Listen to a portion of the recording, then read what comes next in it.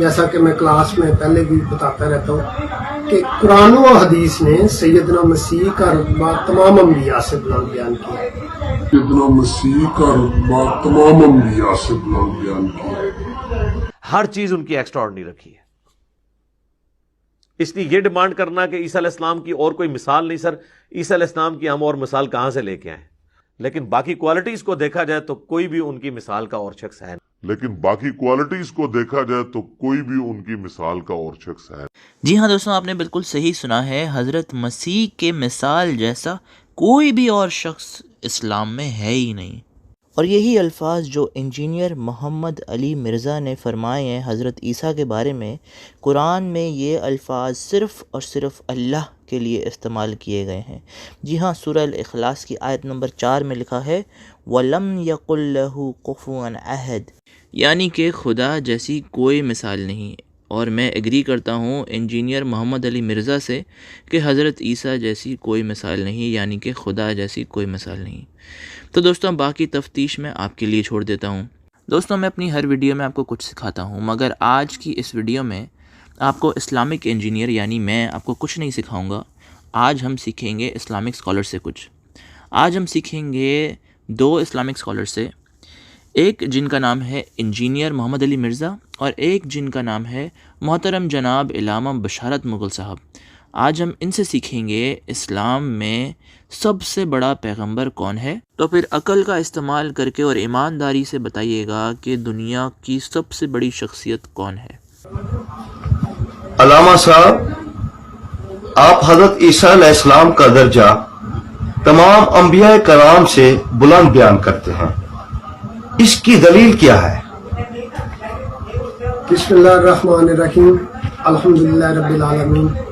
اشفاق بھائی، سیدنا مسیح کے درجات جو ہیں، سیدنا مسیح کی جو فضیلت ہے وہ تمام انبیاء کرام کی ہے۔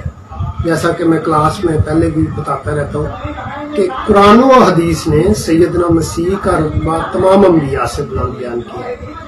یہ کسی مسیح کے عقیدے کی بات نہیں ہے، یہ قرآن اور حدیث کے عقیدے کی بات ہے، سنت کی بات ہے۔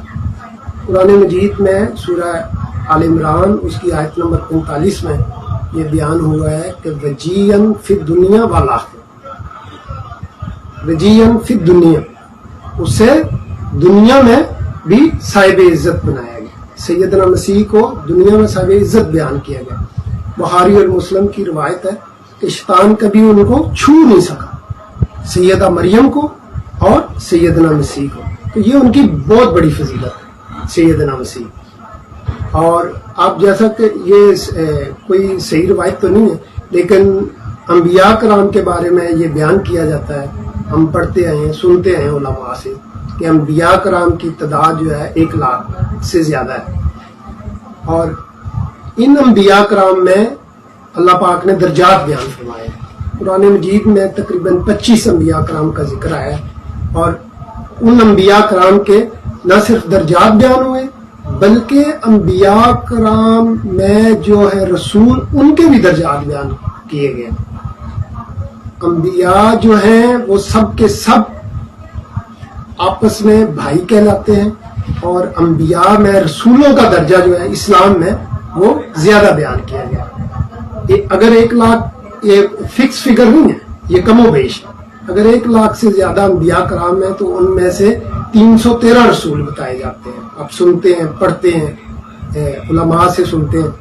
تو ان 13 انبیاء سے افضل ہے رسول، اور رسولوں میں سے 313 رسولوں میں سے 4 رسول ہیں جو اولو العزم کہلاتے ہیں۔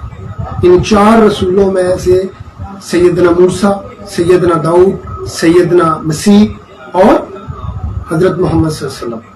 تو یہ 4 رسول ہیں جو صاحب شریعت بھی کہلاتے ہیں اور جو صاحب کتاب بھی کہلاتے ہیں۔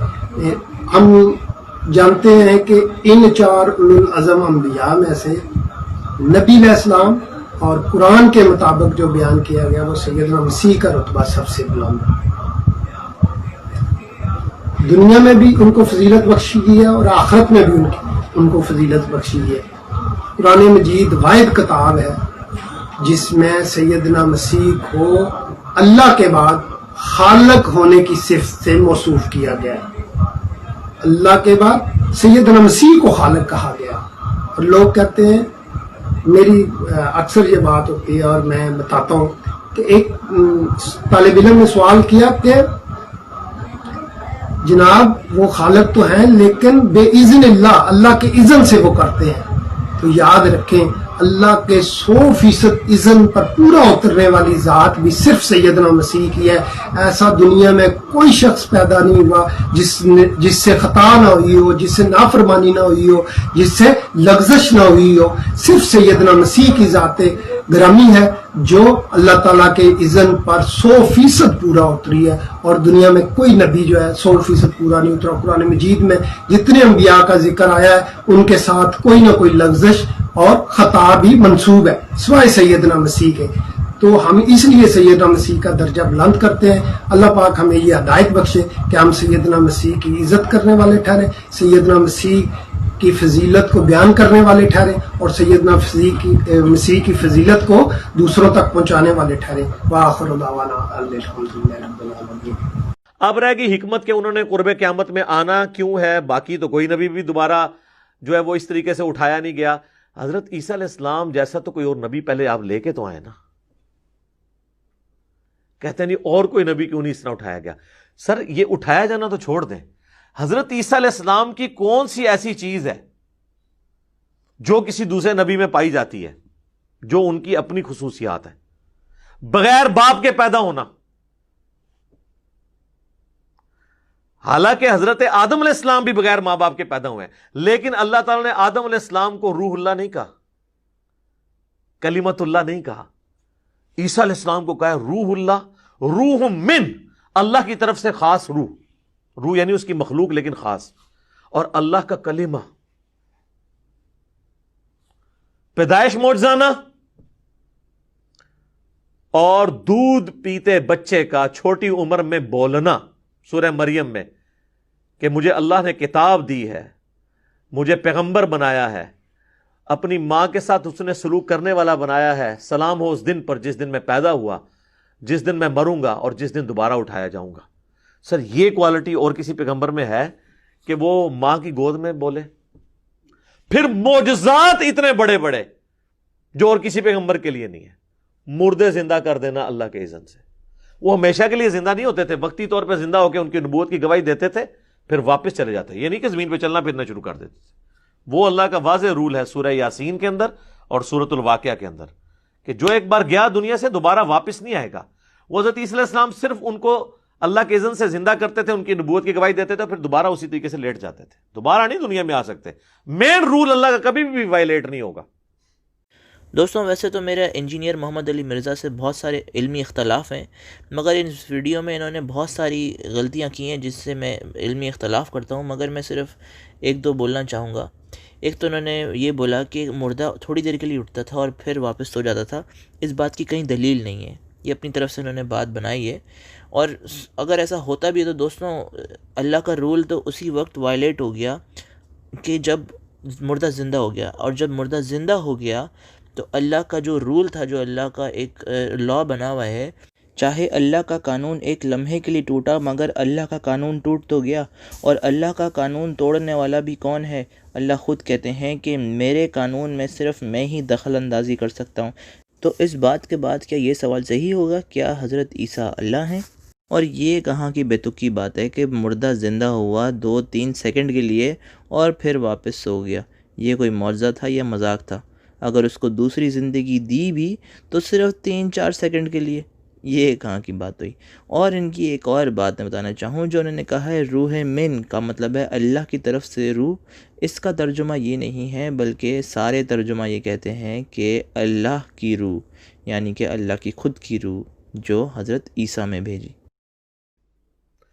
پھر مادر ذات کوڑ کا جو مرض ہے اس کو درست کر دینا. اسی طریقے سے اندھے جو تھے مادر ذات یعنی پیدائشی اندھے، ان کو درست کر دینا اللہ کے اذن سے. مٹی کی مورت میں پھونک مارنا اور وہ پرندہ بن جانا، یہ معجزات اور کسی پیغمبر کے ہیں؟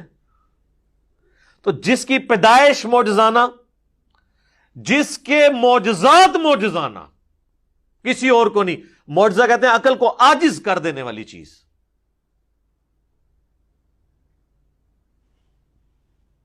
تو اس کو اٹھایا جانا بھی ایک معجزہ ہے اور اس کا دنیا میں دوبارہ آنا بھی معجزہ ہے.